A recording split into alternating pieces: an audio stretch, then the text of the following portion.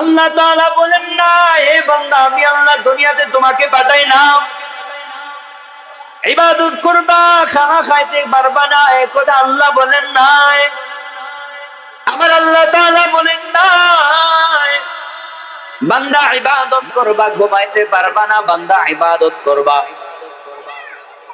ঘুমাইতে পারবা না, বিবাহ শাদী করতে পারবা না, দুনিয়ার মধ্যে হাঁটতে পারবা না, পরিশ্রম করতে পারবা না, কোনো কাজ নাই, ইবাদত করতে হবে। আমার আল্লাহ এই কথা বলে নাই।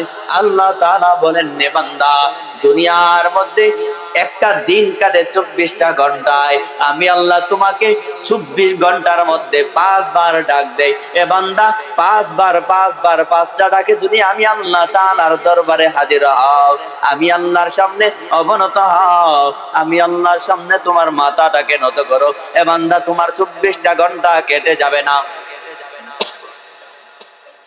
আল্লাহ তাআলা বলেন, এই বান্দা তোমার 24 ঘন্টা কেটে যাবে না।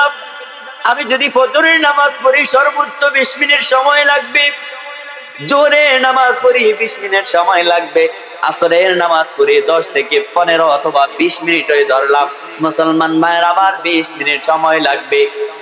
মাগরিবের নামাজ 20 মিনিট সময়, ইশারের নামাজ ধরেন না, সুন্নাত ফরজ অথবা এরপরে সুন্নাত, এরপরে বিতের নামাজ পড়ে সব নামাজ শেষ করে ধরেন না 40 মিনিট সময় যায়। সব মিলিয়ে 5 ওয়াক্ত নামাজ পড়তে আমার আপনার কাছে, আমার আপনার নিকট থেকে 24 ঘন্টার মধ্যে 2 ঘন্টা সময় যায় নামাজের জন্য।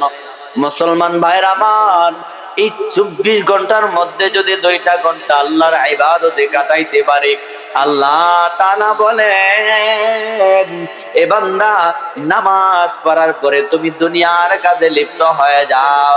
যদি 5 ওয়াক্তের নামাজ ঠিক থাকে, 5 ওয়াক্তের নামাজের পরে তুমি চাষাবাদ করো, সেটাও আমল বলে গণ্য হবে। 5 ওয়াক্ত নামাজের পরে দুনিয়ার জমিনে তুমি তোমার পেট চালানোর জন্য, জীবিকা আহরণের জন্য, জীবিকা নির্বাহ করার জন্য তুমি যদি গাড়ি চালাও, সেটাও গাড়ি চালানোটাও ইবাদত বলে গণ্য হবে। বান্দা খেত খামারে নেমে যাও, সেই কাজগুলোও তোমার ইবাদত বলে গণ্য হবে। এজন্য মুসলমান ভাইরা আমার, দুনিয়ার সব কাজ থাকবে, তবে আমার আল্লাহর ইবাদতের চেয়ে বেশি গুরুত্ব না। আল্লাহর ইবাদতকে যদি বেশি গুরুত্ব দিতে পারে, আমার আপনার জন্য জান্নাত অবধারিত।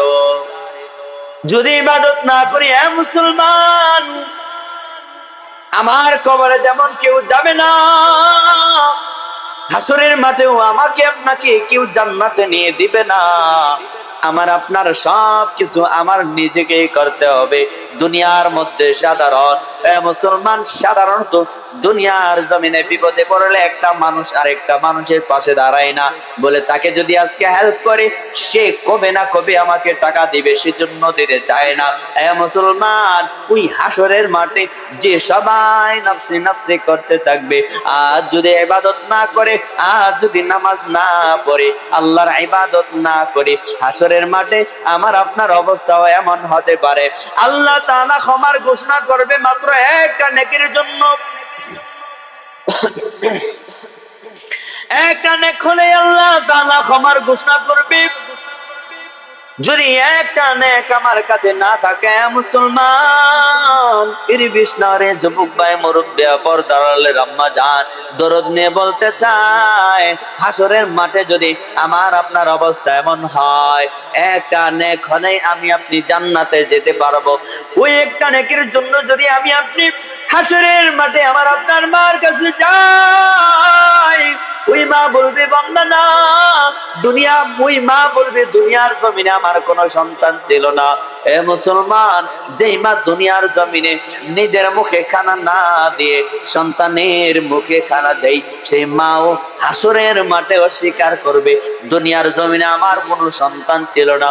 যদি বাবার কাছে যায়, যে বাবা মাথার ঘাম পাথায় ফেলে কষ্ট করে করে আমার জন্য খাবার এনেছে, আমার জন্য রিজিক আহরণ করেছে, রিজিক নিয়ে আসছে, এ মুসলমান জি বাবা নিজের স্বপ্নগুলোকে মাটির মধ্যে ফেলে সন্তানের স্বপ্ন বাস্তবায়ন করেছে, ওই সন্তান হাসরের মাঠে যদি একটা নেকের জন্য বাবার দরবারে যায়, বাবার কাছে যায়, ওই বাবা ডাক দেয়া বলবে, দুনিয়াতে আমার কোনো সন্তান হয় নাই, দুনিয়াতে আমি বিবাহ করি নাই, কারণ সেখানে সবাই স্বার্থপর স্বার্থপর। হ্যাঁ মুসলমান, আজকে আমি আপনি উদাসীন, নামাজ পড়ি না, ইবাদত করি না, আল্লাহর কথা মানে না, যত প্রকারের আল্লাহর অবাধ্য আচরণ আছে সবগুলো আমার আপনার মধ্যে বিদ্যমান। এমন অবস্থায় যদি মওত হয়, এ মুসলমান, সাধারণ ছোট ছোট গুনাহ, ছোট একটা গুনাহ যদি আমার গুনাহের উপর অটল অবিচল থাকা অবস্থায় মওত হয়, আমার আপনার নবী বলেন তার মরণটা কেমন যেন কুফুরের মধ্যে মরণ হলো। অথচ আমি আপনি জান্নাতে যেতে চাই। এজন্য মুসলমান যে কথা বলতেছিলাম, 24 ঘন্টার মধ্যে যদি 2টা ঘন্টা আমার মালিককে দিতে পারি, বাকি 22টা ঘন্টা আমার আপনার ইবাদত বলে গণ্য হবে, ইবাদত বলে গণ্য হবে।